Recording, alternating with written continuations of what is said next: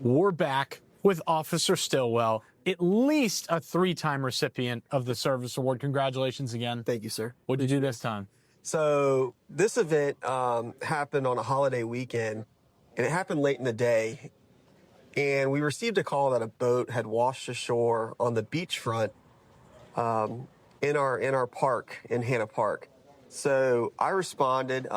We had a bunch of extra guys working that day who had since left because we were getting to the end of our shift.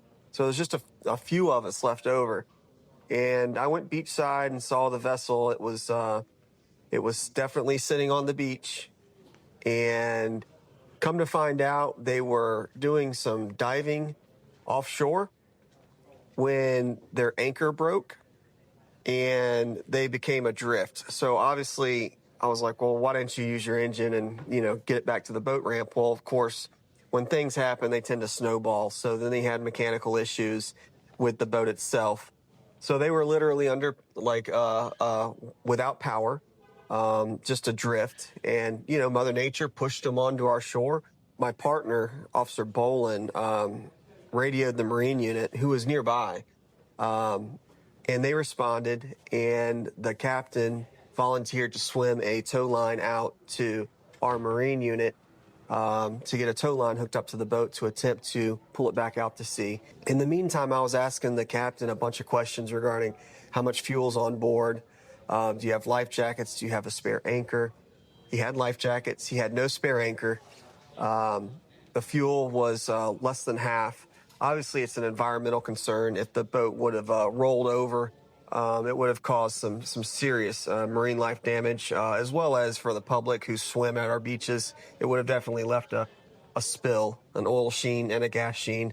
So it was imperative that we try to get this thing out before it completely rolled over. The captain came back ashore with the tow line, attempted to tie a knot around the eye hook on the bow of the boat, and he was having difficulty. So I saw that. I recognized it. I have some experience on boats. I worked at a boat yard prior to becoming a police officer on the west side. So I gained a lot of experience with knot tying, maritime events, stuff like that. So I kicked my shoes off, took my radio off, my cell phone, and stuff like that. Went ahead and went ankle deep in the water just to tie a quick bowline knot around the bow of the boat. And successful. The Marine unit started pulling. By this time, we had drawn some attention on the beach. Even though it was the end of the day, there was still some surfers out. The community came together. We all started heaving and hoeing and pushing this boat, and we would take a break and wait for the next wave to come. Once the big wave came, we all grunted and pushed again. Eventually got it spinning and moving inch by inch. Once the bow of the boat was facing east and it was becoming evident that we were going to be successful in this mission, we all got to the back of the boat, and a big wave comes and literally launches the boat up in the air and backwards, like probably 5 feet. And this happened really quick, which threw everyone who was pushing into the water. We were a little concerned because the outboard was trimmed up and this lower unit and propeller were coming right towards us. We thankfully dodged everything, regained our footing. He jumped on the boat. I went back ashore, and it was smooth sailing from there. Thankfully, no one was hurt. The environment wasn't impacted whatsoever. And most importantly, the captain and his wife got back ashore safe with their prized possession. Hopefully they got it to a service shop and got it repaired. But right place, right time. And you have the capabilities and means to do to help people out. So that's what we try to do. Now, you've got at least 2 months of heavy traffic at work, maybe 3. What do you recommend to people before they come visit you? Yeah, so I'm a fairly new parent. I've got 2 little boys.